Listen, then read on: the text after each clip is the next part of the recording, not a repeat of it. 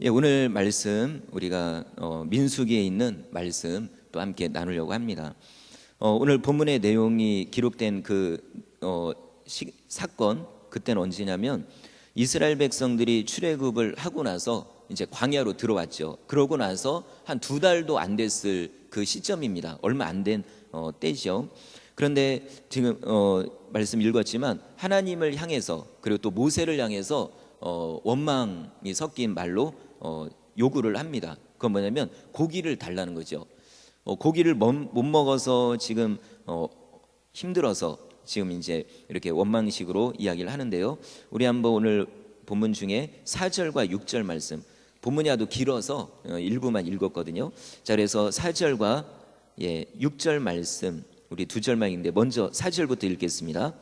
그들 중에 섞여 사는 다른 인종들이 탐욕을 품음에 이스라엘 자손도 다시 울며 이르되 누가 우리에게 고기를 주어 먹게 하랴. 그 다음 6절입니다.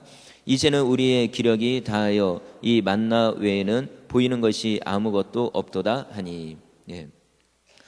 사실 이 이스라엘 사람들이 지금 광야로 들어와서 먼저 먹었던 거는 뭐냐면은 만나였죠. 날마다 끊어지지 않고 40년 동안 먹는 만나였는데, 이 만나를 먹는 것도 기적이었거든요. 왜냐하면 예전에 본 적도 없고 먹은 적도 없는 정말 하나님의 특별한 은혜로 주신 음식이죠. 근데 한 번 먹고 두 번 먹고 계속 먹다 보니까 이제 한마디로 질린 거죠. 그러면서 머리에 떠오르는 거 뭐냐면 애굽에서 먹었던 여러 가지 다른 음식들, 생선과 그 다음에 부추, 마늘, 이런 게 생각이 나는 거죠. 그러면서 자꾸 과거를 떠올리면서 지금 못 먹는 고기 때문에 지금 모세를 향해, 그리고 하나님을 향해서 이제 원망을 하고 있는 겁니다.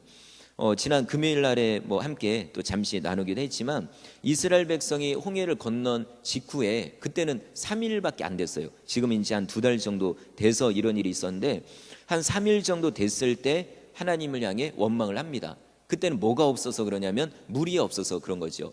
마라라는 곳으로 왔는데 보니까 물이 있긴 있었어요. 근데 먹어보니까 먹으려고 했더니 먹을 수 있는 물이 아닌 거죠. 그래서 그때 또한 하나님을 향해서 이제 원망했던 거죠. 그때는 물이 없어서 원망하고, 이번에는 고기가 없어서 지금 원망을 하고 있는 겁니다. 자, 이제 곳곳에서 사람들이 울면서 과거를 떠올리면서 지금 굶어 죽는 상태도 아니에요. 그럼에도 불구하고 고기가 없다고, 이제는 힘이 빠졌다고, 이제는 여기보단 차라리 애굽이 낫지 왜 우리를 여기로 인도했냐고, 이런 식으로 지금 이제 원망을 하는 거죠. 근데 이런 소리와 그 다음에 울면서 했던 모습이 하나님을 화나게 했다고 성경에 나와 있죠. 하나님을 분노하게 했다고. 때로는 우리도 하나님 앞에서 회개의 눈물, 그 다음에 감동으로 나오는 눈물은 받으시지만, 때로는 이런 안 받으시는 하나님을 오히려 화나게 하는 눈물도 있다는 거죠. 바로 원망과 불평이 섞여 있는 눈물은 이렇게 하나님을 화나게 하는 거죠. 자, 이제 하나님을 화나게 할 뿐만 아니고 지금 모세로 하여금 또한 이제 힘들게 하는 거죠. 마음도 힘들고, 얼마나 이렇게 이제 고기를 달라고 정말 모든 사람들이 그렇게 했는지 지금 너무나도 힘들어서 지금 하소연을 합니다. 이게 오늘 중심의 내용이거든요. 모세의 하소연이 11절부터 15절까지 있어요. 그래서 간단하게, 중요하니까 한 절씩 한 절씩 보면서 제가 간단하게 일단 넘어가겠습니다. 우리 한번 11절 말씀, 모세가 뭐라고 하나님께 하소연하는지 보겠습니다. 11절 시작. 모세가 여호와께 여짜오되 어찌하여 주께서 종을 괴롭게 하시나이까? 어찌하여 내게 주의 목전에서 은혜를 입게 아니하시고 이 모든 백성을 내게 맡기사 내가 그 짐을 지게 하시나이까? 지금 왜 저를 괴롭히십니까? 그리고 왜 이 무거운 짐을 지게 하십니까? 그러니까 지금 몸보다도 지금 마음이 너무 힘들다는 거죠. 완전히 무거운 짐에 눌려 있듯이 지금 감당하기가 벅찬 상태라고 말하고 있고요. 그 다음에 또 12절입니다. 읽겠습니다. 시작. 이 모든 백성을 내가 배웠나이까? 내가 그들을 낳았나이까? 어찌 주께서 내게 양육하는 아버지가 젖먹는 아이를 품듯 그들을 품에 품고 주께서 그들의 열조에게 맹세하신 땅으로 가라 하시나이까? 중요한 구절인데요.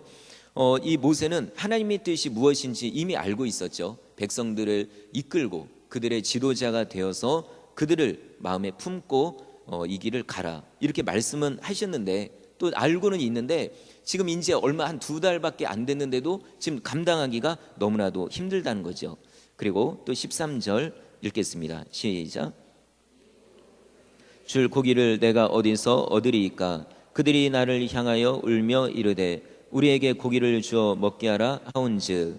예. 지금 당면한 가장 큰 문제는 뭐냐면 고기를 먹이는 거죠. 근데 우리가 성경 봐서 잘 알지만 남자만 60만 명, 그러면은 가족들까지 다 포함시키면 200만 명이 넘겠죠. 그러면은 이렇게 많은 사람에게 그것도 광야에서 고기를 먹인다는 것은 사실 불가능한 거죠. 근데 지금 백성들은 고기를 먹고 싶다고 이야기하고, 그러니까 너무나도 지금 큰 문제에 직면하고 있다는 거죠. 그리고 14절은 일단 넘어가고요. 15절 읽겠습니다. 시작. 행하실진대 구하옵나니 내게 은혜를 베푸사 즉시 나를 죽여 내가 고난 당함을 내가 보지 않게 하옵소서. 예, 쉽게 얘기해서 이제는 죽고 싶다는 거죠. 이제 한 2달밖에 안 됐는데도 얼마나 이 짐이, 마음의 짐이 무거운지 차라리 하나님 내가 여기서 죽는 게 낫겠습니다 라고 이렇게 하소연을 하는 겁니다. 어떻게 보면은 뭐 백성들이랑 똑같지 않나. 왜냐하면 좀 하나님을 향해 좀 불평 섞인 것 같기도 하고 원망하는 것 같기도 하고 하기 때문에. 그러나 더 깊은 내용을 이렇게 보면은 이 백성들이 지금 원망하는 것과 그 다음에 모세가 지금 하나님께 하소연하는 것하고는 완전히 근본적으로 차이가 나는 거죠. 이 모세의 기도는 원망 또는 불평 이런 차원보다도 진정한 지도자가 어떤 사람임을 나타내주는 진짜 어떤 지도자의 고백이라는 거죠. 아무나 할 수 있는 고백이 아니고 진정한 지도자가 할 수 있는, 진짜 리더가 할 수 있는 고백인 겁니다. 모세는 분명히 이 이스라엘 백성을 사랑하는 마음이 있었죠. 원래는 젊었을 때 이들을 구원하려고 자기를 통해 하나님 쓰릴 줄 알고 했는데 실패를 했잖아요. 그럼에도 불구하고 40년 만에 하나님께서 가라 하셨을 때 그래도 결국에는 갑니다 안 갑니다 뭐 이렇게 못 갑니다 하다가 갔어요. 그래가지고 백성들을 이끌려고 하는데, 근데 문제는 뭐냐면 지금 이 당면한 문제, 고기를 먹여준다는 이 문제 앞에서 이 모세는 지금 좌절하고 있는 거죠. 그러니까 이거는 뭐냐면 사명감 때문에 오는 좌절감, 그리고 그 백성들을 사랑하기 때문에 나오는 그런 진실이 섞인 그런 하나의 부르짖는 기도라고 우리가 볼 수가 있습니다. 요 불과 며칠 전에 이제 소천하신 옥하는 목사님 있죠. 그분에 대한 일화를 이렇게 이찬수 목사님이 이렇게 이야기하는 그런 영상을 또 봤는데 그런 얘기를 하더라고요. 이제 옥하는 목사님이 화요일마다 회의를 해요. 이제 이렇게 목회자 다 있는 자리에서 그렇게 해서 회의도 하고 뭐 기도회도 하시는데 한 번은 그렇게 기도회를 인도하시다가 막 펑펑 우시더래요. 아주 애절하게. 그래가지고 왜 그런가 했더니 그 교회에 어떤 권사님이 계신데 암에 걸린 거예요. 근데 이 암이 아마 못 고칠 이제 어떤 아주 말기까지 갔나 봐요. 그러니까는 자기의 교인인 권사님이 암에 걸려가지고 지금 힘들어하는데 이분을 도울 수 없는 그 무기력감 때문에, 자기가 어떻게 할 수 없는 그것 때문에 이제 슬퍼하고 그렇게 애통해하는 모습을 보았다고 이렇게 말을 하는 걸 보았습니다. 이런 뭐 옥하는 목사님의 이런 모습이라든지 아니면 모세의 이런 모습을 가지고 야 믿음 없다라고 말할 사람은 아마 없을 거예요. 그 진실 어린 그 마음을 우리가 알기 때문이죠. 이것이 바로 진짜 한 영혼을 위해서, 그리고 또 때로는 어떤 그 무리를 위해서, 그 공동체를 위해서 간절하게 기도하는, 또 부르짖는 그 중심을, 진짜 목자의 마음을 우리가 보게 되는 겁니다. 오늘 우리 교구장님들 이제 또 특송을 하셨고요. 또 오늘 예배 후에는 구역장님들, 또 이제 공과 교육도 있고, 또 여기에는 주일학교 선생님들도 계시고, 또 부서장님, 기관장님, 어떤 여러 공동체의 리더들이 다 계실 텐데요. 이 리더로서 사역을 하다 보면은 몸으로도 당연히 이제 힘든 게 있지만 특별히 마음으로 힘든 일이 진짜 많이 있죠. 이 사람은 이 얘기하고 저 사람은 저 얘기하고, 또 마음 같아서는 이렇게 따라오면 좋겠는데 또 그렇게 하지 못하고, 또 신앙으로 자꾸만 교회를 멀리하는 것 같고 이렇게 될 때, 그리고 또 몸이 아픈 분이 있는데 그분이 건강이 좋아지면 되는데 오히려 안 좋아지고 이렇게 되는 모습을 볼 때 많이 마음적으로 힘들어 할 겁니다. 그런데 그 느낌이 그때 느낀 어떤 좌절감, 야, 내가 왜 이거밖에 못할까, 뭐 이렇게 느껴지는 그런 생각들, 이것이 안 좋은 게 아니고 오히려 진짜 지도자이기 때문에, 진짜 리더이기 때문에 느끼는 아주 자연스러운 그런 감정이라는 거죠. 만약에 이런 느낌도 없다면, 지금 내게 맡겨진 영혼이 힘들어하고 그 다음에 쓰러져 있고 어떤 문제 때문에 힘들어하는데 그거를 보고만 있는 지도자라면 오히려 그것이 문제가 되는 거겠죠. 뭐 좀 안 좋은 그런 지도자로서 뭐 예를 든다면 이제 북한에 있는 누군가 있잖아요. 그런데 백성들이 굶주림에 허덕이는 거 우리가 다 알죠. 그런데 요번에까지 한 5차례 핵실험을 이렇게 했는데 이런 1차부터 5차까지 그리고 그거 준비하는 과정과 이런 걸 다 따지면은 북한이 먹을 수 있는 전체 인구가 몇 년 동안 먹을 수 있는 식량이 된대요. 그러니까 그거를 그냥 이렇게 거기다가 쏟아 부은 거죠. 얼마 전에 있었던 홍수, 아주 대규모의 홍수가 피해가 있었는데 이때 이것도 다른 때 같으면은 다른 나라에서 지원을 해주고 이렇게 될 텐데 이 핵실험 때문에 어떻게 돼요? 모든 지원이 다 막힌 거죠. 중국이나 뭐 이런 데 빼고는 다 막혀서 백성들이 고생을 하게 되는 거죠. 그리고 얼마 전 10월 10일 날 공산당 창건일이 있었어요. 이런 모든 자료는 우리 중보기도센터 올라가시면 다 나와 있습니다. 거기 보면은 공산당 창건일이기 때문에 원래는 이제 축제의 날이래요. 그래도 그날만큼은 뭐 먹을 것도 준다든지 이 공산당이 이렇게 하는데 지금 이제 이 홍수 이런 문제, 그 다음에 핵실험 이런 것 때문에 오히려 주기는커녕 오히려 달라는 거죠. 꽃 같은 경우도 거기다가 헌화를 해야 되는데 이 꽃 한 뭉치를 사려면은 쌀 5kg 정도의 비용이 든대요. 우리로 말하면은 쌀 5kg는 그렇게 비싼 건 아니죠. 근데 북한에서 쌀 5kg라고 하면은 사실 옥수수 죽을 먹기도 어려운데 이거는 진짜 아주 엄청난 그런 액수인데 이거를 또 안 할 수는 없고, 그러니까 어떻게 이렇게 하든 저렇게 하든 아니면 좀 지위가 있는 사람이 밑에 사람들 괴롭혀서라도 이렇게 꽃을 헌화하도록 한다는 거죠. 자, 그래서 이런 모습을 볼 때 진짜 지도자라면, 진짜 백성을 생각할 줄 아는 지도자라면 이렇게 할 수가 없지 않나, 그런 생각을 해봅니다. 그래서 오늘 말씀 중에 바로 우리를 향한 하나님의 뜻이 있습니다. 우리 리더 분들을 향한 또 뜻도 있고요. 당연히요. 뭐냐면 우리 12절 말씀인데 한번 12절 말씀 다시 한번 읽어보겠습니다. 시작. 이 모든 백성을 내가 배웠나이까? 내가 그들을 낳았나이까?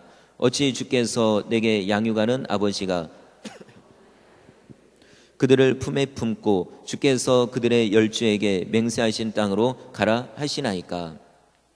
여기 모세 이야기 중에는 하나님의 음성, 하나님의 뜻이 분명하게 나와 있죠. 뭐냐면 양육하는 아버지가 젖먹는 아이를 품듯이 그들을 품고 약속의 땅으로 가라. 이것이 하나님의 뜻이었습니다. 우리 한번 따라해 볼까요? 양육하는 아버지가 젖먹는 아이를 품듯 그들을 품고 약속의 땅으로 가라. 예, 그 젖먹는 아이라고 하면은 보호자 없이는 살 수 없는 그런 정말 나약한 존재이죠. 뭐 스스로 먹을 걸 먹을 수도 없고 걸어 다닐 수도 없고, 그 다음에 뭐 조그만 강아지가 와서 아니면 뭐 누가 와서 덤비더라도 이거를 싸울 수 있는, 대적할 수 있는 힘도 없고 너무나도 나약한 존재가 바로 젖먹는 아이라는 거죠. 만약에 품는 사람이 없다면, 이 아이로 생각했을 때 품는 사람이 없으면 그 아이는 고아가 되는 거죠. 얼마 전 10월 10일이죠. 중국에서 이것도 뉴스로 나왔는데요.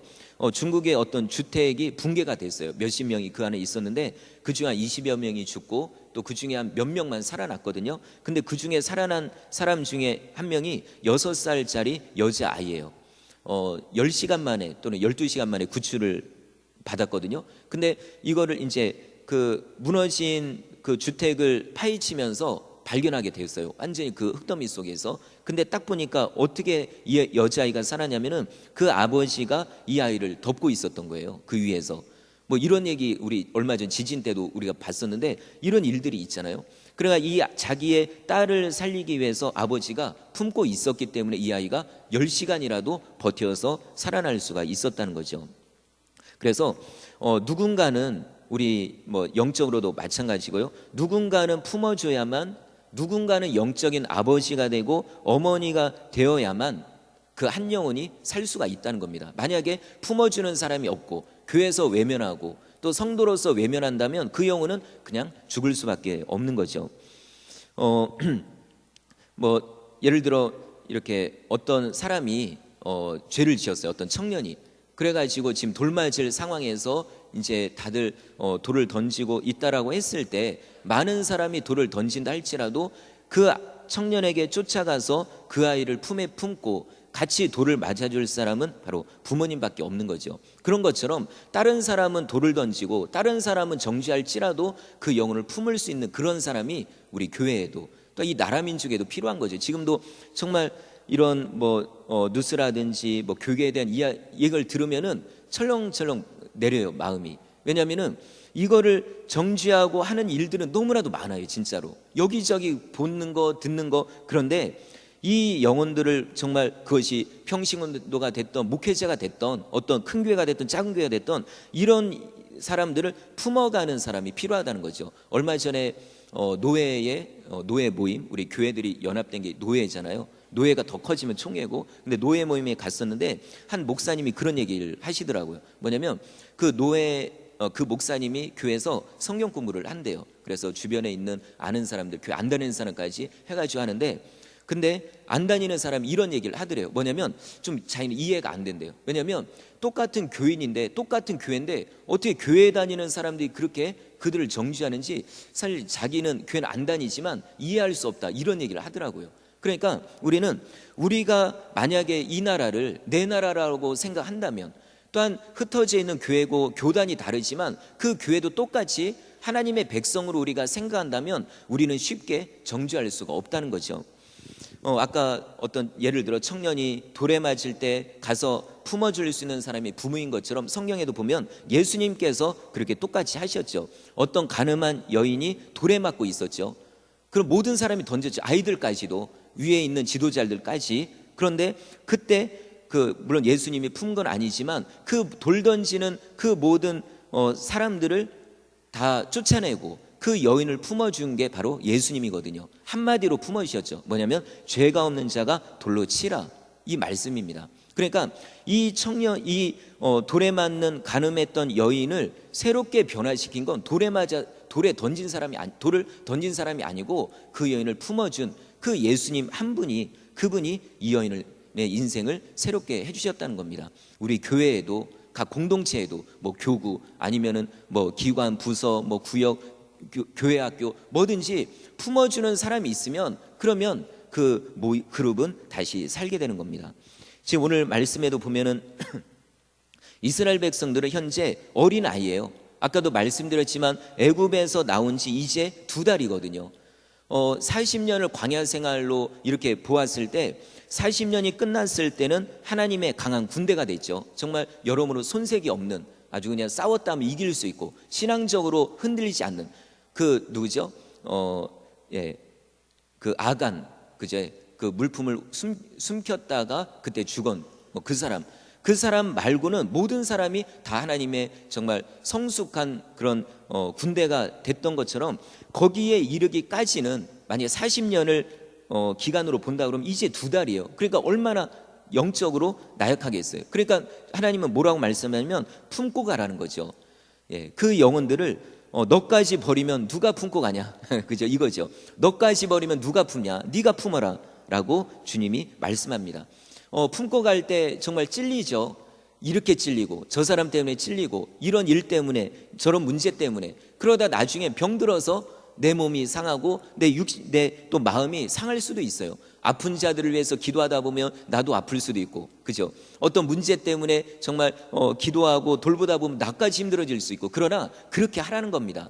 누군가는 희생해야, 누군가는 품고 가야 그 한 영혼이 살 수 있기 때문이죠. 그래서 하나님께서는 모세 보고 품고 가라 라고 말씀하시는데, 지금 모세도 지금 형편이 어때요? 초보자거든요. 사실 모세도 지도자로서 초보예요. 그러니까 이런 하나님께 호소를 지금 하고 있는 거죠. 하나님, 나도 어린데요, 나도 모르는데. 저도 그 처음에 25살에 전도사를 시작을 했는데, 그때 이제 모임을 이렇게 회의를 하기로 했어요. 날짜도 딱 잡아놓고 시간이 딱 앉아있는데 멀뚱멀뚱하니 회의를 어떻게 하는지도 모르니까, 이런 뭐 교회 교사로는 뭐 이렇게 하긴 했어도 그래가지고 정말 힘들어했던, 그리고 여기에다가 더 문제는 처음 설교를 하는데 아이들, 이제 어린이들 담당해가지고 하는데, 첫 설교의 추억은 뭐냐면 쥐구멍이라도 들어갔으면 하는 그거밖에 안 남아 있어요. 얼마나 진짜 입이 마르고 얼마나 힘들었는지, 뭔 설교 했는지 몰라요. 그러나 너무나도 힘들었던 그 추억이 떠오릅니다. 모세도 지금 너무나도 힘든 거죠. 하나님, 나도 초보인데, 나도 어린데 저 영혼들을 200만 명 어떻게 품고 갑니까? 너무나도 힘든 거죠. 21절 22절에 보면은 이 모세가 했던 이야기가 나옵니다.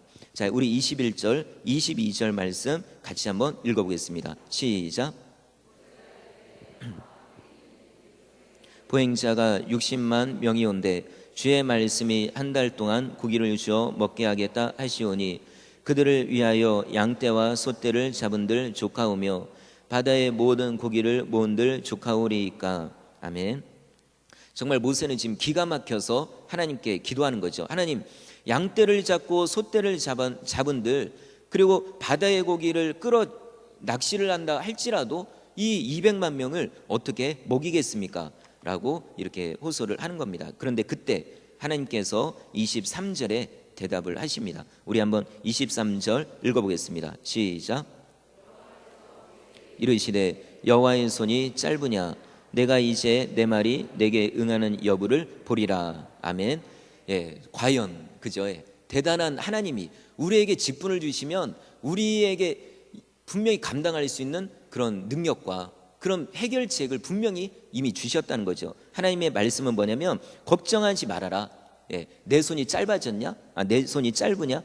좀 표현이 이상하지. 내가 손이 짧으냐 하니까는 좀 형상 이상하게 이렇게 느껴지는데, 근데 이건 뭐냐면은 여호와의 능력이 식어졌느냐, 여호와의 능력이 사라진 줄 아느냐, 이 말씀입니다. 하나님의 능력은 출애굽할 때 10가지 재앙을 내렸을 때에나, 홍해를 갈랐을 때에나, 그리고 쓴 물을 변하여 단물로 변화시켰을 때라든지, 지금 고기가 없다고 힘들어하는 이때든지 하나님의 능력은 동일하다는 그런 말씀입니다. 자, 그러고선 기적을 나타내 주시죠. 우리 31절 같이 한번 읽어보겠습니다. 시작. 나와 바다에서부터 메추라기를 몰아 진영 곁 이쪽 저쪽 곧 진영 사방으로 각기 하루길 되는 지면 위 2규빗쯤에 내리게 한지라. 아멘. 예, 정말 하나님께서 예비하신 메추라기들, 예비하신 고기들이 저 바닷가에 있었던 거죠. 어떻게 보면 이 백성들이 못 보게 돌려놓은 거예요. 얼마 전에 우리 김수현 목사님도 설교하셨지만, 하나님의 응답은 그렇게 멀리 있지 않은 것 같아요. 다만 내 눈이 가려져 있고 내 눈으로 직접 못 봐서 그렇지 멀리 있는 것도 아니에요. 하나님께서 강한 강풍을 불어가지고 바다에서 날아다니고 있는 메추라기들을 모아서 어때요? 이스라엘 진영에다 쏟아붓게 하시는 거죠. 분명히 날아서 바다까지 갔을 텐데도 이 이스라엘 장막에 왔을 때는 힘이 빠졌는지, 예, 이거 이 바람에 거슬러 도망가려 하다 힘이 빠졌는지 이제는 더 날지도 못하고 어때요? 그냥 진영이 툭툭 떨어져 가지고 쌓인 게 몇 규빗이냐면 2규빗. 지금 우리 따져보면 한 80cm, 뭐 발음이 자꾸 안 나네요. 그 한 1m 정도 가까이에 새들이 그냥 꽉 찬 거죠. 예, 이렇게 하나님이 기적을 통해서 이런 고기를 먹게 하신 걸 우리가 보게 됩니다. 그래서 이 기적을 통해서 모세는 또 한 번 깨달았을 것 같아요. 아, 그렇구나. 내가 먹이는 게 아니구나. 그리고 저번에 마라의 그 쓴 물 사건처럼 내가 마시게 하는 것이 아니구나. 그다음 불과 구름 기둥을 볼 때처럼, 아, 내가 인도하는 게 아니구나. 나는 중간에서 중간 역할만 하면 되는 거예요. 중개인 역할만 잘 감당하면 되지, 모든 문제를 해결하시는 능력은 하나님께 있다는 거죠. 나를 세우신 분, 나를 청지기로, 나를 지도자로, 나를 리더로 세우신 그 하나님께 능력이 있기 때문에 우리는 뭘 하면 되냐면은 하나님께 간절히 기도하는 그 방법이 우리가 해야 될 역할인 겁니다. 그래서 때로는 우리에게 맡겨진 영혼들을 볼 때 병들어서 정말 힘들어할 때 우리가 의사도 아니고 어떻게 할 수가 없잖아요.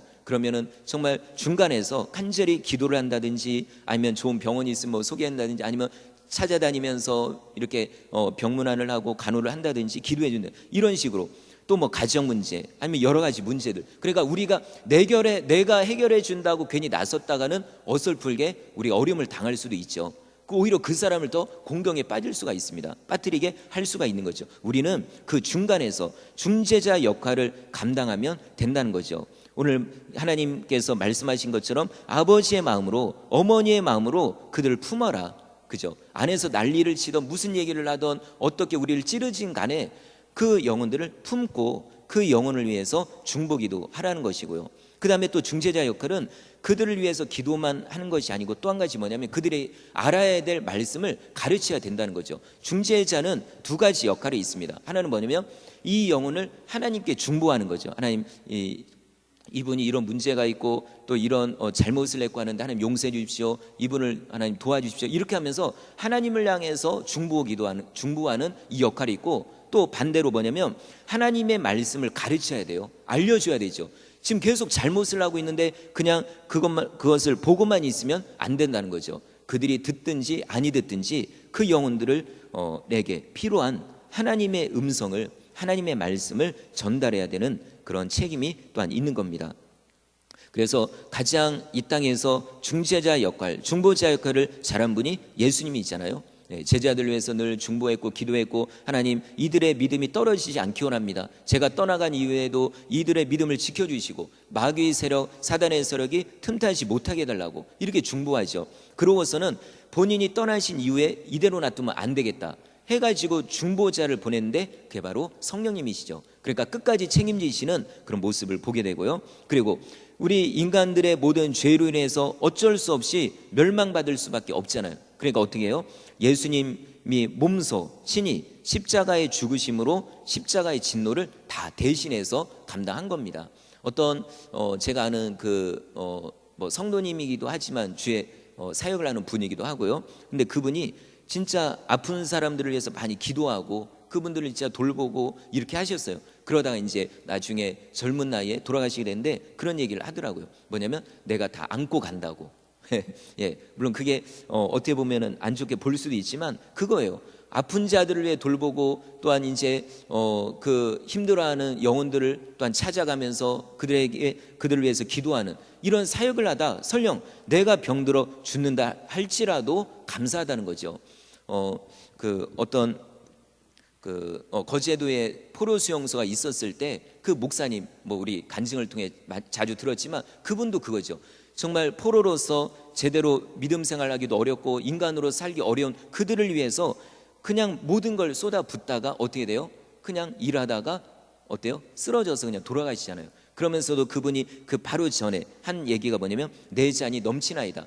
하나님께서 주신 잔은 그냥 먹고 즐기는 이런 잔이 아니에요. 고난의 잔이죠. 예수님도 그 고난의 잔 때문에 그 잔을 마시고 돌아가셨잖아요. 이 잔, 내가 이거를 주님이 기도하실 때 이 잔 나 피하기 원합니다. 이 잔 안 마시면 좋겠습니다. 왜냐하면 힘드니까 어려우니까. 그러나 주님의 뜻이면 이 잔을 내가 기꺼이 받겠습니다 하고 그 잔을 마심으로 그냥 예수님은 또 돌아가셨지만 그걸로 패배자가 아니고 오히려 부활하심으로 누구보다도 가장 위대한 그런 하나님의 중보자가 되셨던 겁니다. 또 마지막으로 오늘 말씀 또 마무리하면서 한 가지 더 보면요, 오늘 말씀 중에 아까 읽지 않았던 14절 말씀 우리 한 절 더 보고 또 마치도록 하겠습니다. 우리 14절 같이 한번 읽겠습니다. 시작. 중하여 나온 자는 이 모든 백성을 감당할 수 없나이다. 아멘. 네, 이 책임이 너무 중해서 하나님 나온 자는 감당할 수 없습니다.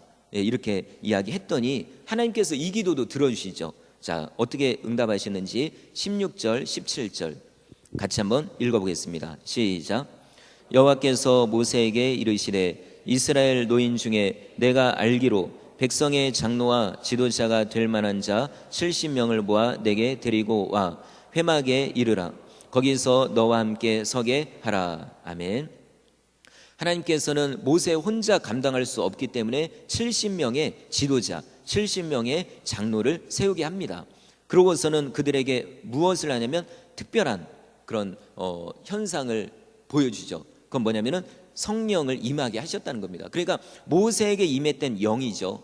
그러니까 모세가 자기 힘으로 감당한 게 아니고 성경에 보면 모든 지도자들이요, 다윗까지도, 그 다음에 심지어는 삼손, 일시적으로 쓰임 받았던 삼손까지도 주의 영이 임할 때 이 사명을 감당했던 거죠. 그래서 이 70명에게 주의 성령을 임하게 하셔서 이 힘든 일을 감당하게 하셨다는 겁니다. 그러면 이 70명의 지도자들의 임무는 무엇이냐면 모세가 하는 일을 분담해서 하는 거죠. 함께 담당하고 무거운 짐을 함께 짊어가는 역할이 70명의 지도자들의 임무입니다.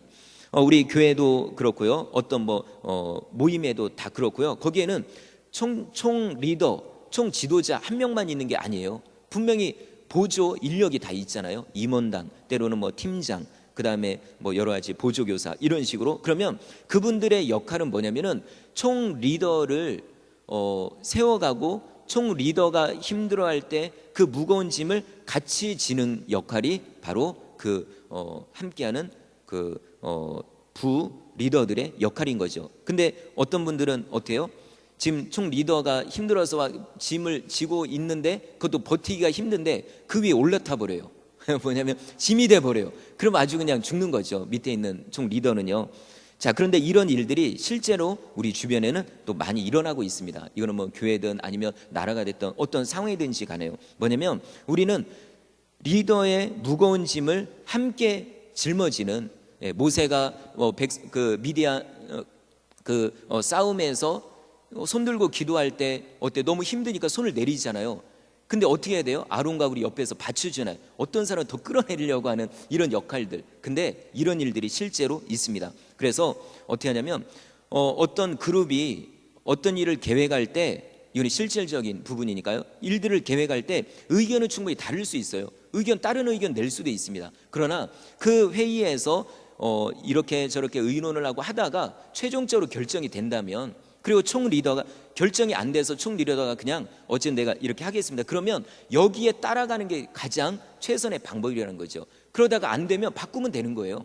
근데 이제 총 리더가 끝까지 예를 들어 고집을 피우면 또 문제가 될 수 있지만 그런 사람은 오래 못 가겠죠. 그죠? 그러니까 어쨌든 한 모임에서 의견이 딱 만들어지면 최대한 여기에 같은 마음을 가지고 움직이는 그런 모습이 필요한 거죠. 그리고 아까 말씀드렸지만 이 70명에게 나타난 특별한 현상은 성령의 강림이었죠. 성령의 충만. 자, 25절에 나와 있는데 우리 한번 25절 말씀 같이 한번 읽어보겠습니다. 시작. 여호와께서 구름 가운데 강림하사 모세에게 말씀하시고 그에게 임한 영을 70 장로에게도 임하게 하시니 영이 임하신 때에 그들이 예언을 하다가 다시는 하지 아니하였더라. 아멘. 네. 하나님의 성령을 한번 맛보기로 보여준 거죠. 왜냐하면 이때는 신약하고 다르기 때문에 진짜 성령이 예수님 대신 담당하는 시기가 아니기 때문에 조금씩 맛을 보게 된 거죠. 이때 성령이 임했을 때 특징은 예언을 했다는 겁니다. 지금도 성령이 임하면 방언과 예언과 여러 가지 영분별과 여러 가지 현상들이 나타납니다.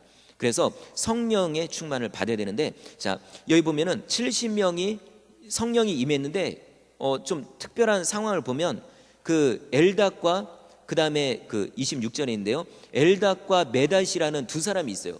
70명 중에 두 사람이죠. 근데 이 사람들은 함께 모세와 함께 모여서 기도하고 성령을 받아야 되는데 여기 없었어요. 그냥 자기 집에 있었는지 하여튼 다른 데 있었거든요. 근데 신기한 건 뭐냐면 주의 성령이 68명에게만 임한 게 아니고 따로 떨어져 있던 엘닷과 메닷에게도 성령이 임했다는 거죠. 이거 뭐냐면 성령의 역사를 반드시 체험해야 된다는 거죠.